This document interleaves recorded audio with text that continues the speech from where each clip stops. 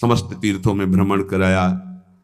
जब वृंदावन आए तो बहुत सेवा उसने की, उसका मन बहुत प्रसन्न हो गया। धनी का वृद्ध था तो गोपाल जी के दर्शन कर रहा था। उसने कहा वृंदावन को साक्षी करके, गोपाल जी महाराज सामने हैं, मैं बहुत प्रसन्न हुआ तुम्हारे ऊपर, तुमने इतनी सेवा की।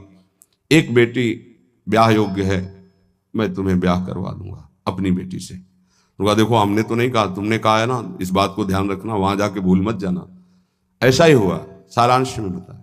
वो जब गांव पहुंचा तो वृद्ध की हिम्मत नहीं हुई अपने धनी बेटों से कह दे कि बहन का ब्याह उस गरीब के साथ कर दो।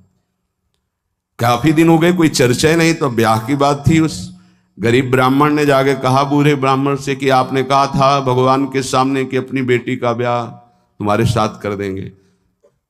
तो जवान बेटों के भय से उसने कहा मुझे याद नहीं ऐसा कुछ।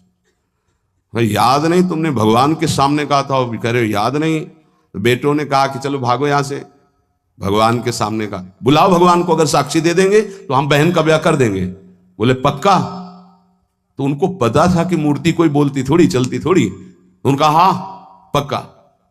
बोले पंचों के बीच में बोल दो, पहले गांव में पंचायत होती है पिंड छुटाने के लिए कि अतरे दिन ये परेशान करेगा। तो उन्होंने कहा पंचों के सामने यदि ठाकुर जी आके गवाही दे दे तो ब्याह करवा देंगे। ओ गरीब आदमी जो कुछ था बेचा, फिर वृंदावन आया। ठाकुर जी गोपाल जी से कहा कि महाराज आपके सामने हमारे ब्याह की बात कही थी इस वृद्ध ब्राह्मण ने, आपको गवाही देना पड़ेगा तब हमारा ब्याह होगा।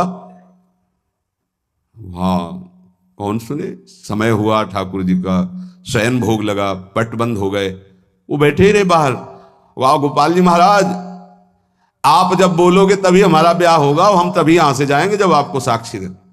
सब चले गए थे वकील, उसको विश्वास था भगवान है। अंदर से आवाज आई मूर्ति कहीं चलती है क्या कि चलकर साक्षी दे? बोले महाराज मूर्ति बोलती थोड़ी है, आपने बोला ना तो आओ निकल के बाहर। अब उनके लिए कोई पर्दा है क्या? ललित त्रिभंगी वैसे। बोले देखो यार, अब तुम्हारे प्रेम के कारण हम बाहर तो निकल आए, तुम उसको यहीं बुला दो, हम यहीं साक्षी। बोले महाराज वो नहीं आएगा, हमारा ब्याह रुक जाएगा, आपको चलना पड़ेगा। बोले चल तो देंगे, लेकिन देखो हम वृंदावन के ठाकुर हैं, हमको तो अच्छा अच्छा माखन मिश्री और सब भगवान ने बहानेबाजी। बोले महाराज हमें पता था कि आप भोग राग के लिए कहोगे, तो हमारे पास जो संपत्ति थी बेच के आए, खूब खवाते पियाते चलेंगे महाराज। बोले चलो अच्छा, देखो दृढ़ विश्वास। बोले महाराज हम जानेंगे कैसे कि आप आ रहे हो? बोले मेरे नूपुरों की ध्वनि सुनाई देगी, और देखो लौट कर जहां देख लोगे उससे आगे फिर हम नहीं जाएंगे। ठीक है महाराज, जब भोग लगाने का समय आएगा तो हम बोल देंगे, तब तुम हमारा भोग लगाना, और जब हम चलेंगे तो लौट कर पीछे नहीं देखोगे। ठीक है महाराज।